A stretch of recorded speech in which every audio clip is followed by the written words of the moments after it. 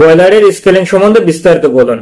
বয়লারে steam উৎপাদনের জন্য যেই ওয়াটার ব্যবহার করি সেই ওয়াটারের মধ্যে যদি টিডিএস বা টোটাল ডিজলভ সলিডের পরিমাণ বেশি থাকে তাহলে সেগুলো বয়লারের বডিতে, বয়লারের টিউবের উপরে বা বিভিন্ন জায়গাতে আস্তরণের সৃষ্টি করে। এই আস্তরণের সৃষ্টি করাকে মূলত স্কেলিং বলে।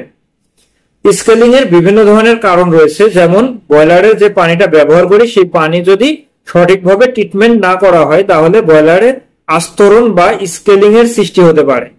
এর পাশাপাশি বয়লারে যদি সঠিক সময়ে ব্লো ডাউন না করা হয়, অর্থাৎ বয়লারের ভিতরে যে স্লাজের সৃষ্টি হয় এই স্লাজটাকে যদি সঠিক সময়ে বের করে দেওয়া না হয় তাহলে সেই ক্ষেত্রে বয়লারের ভিতরে অতিরিক্ত পরিমাণ স্কেলিং এর তৈরি হতে পারে। বয়লারে স্কেলিং এর প্রভাব কি? বয়লারের স্কেলিং এর জন্য বেশ কয়েকটা প্রভাব পড়তে পারে, যেমন ওভারহিটিং হতে পারে, বয়লারের ভিতরে টিউব গুলা ক্ষয় হতে পারে বা পোরশন তৈরি হতে পারে, বয়লারের ভিতরে জ্বালানি যে ব্যবহার করা হয় সেই জ্বালানির পরিমাণ অতিরিক্ত প্রয়োজন হতে পারে এবং তাপ স্থানান্তরে বাধা প্রদান করার কারণে বয়লারের টিউব গুলা লিকেজ হয়ে যেতে পারে।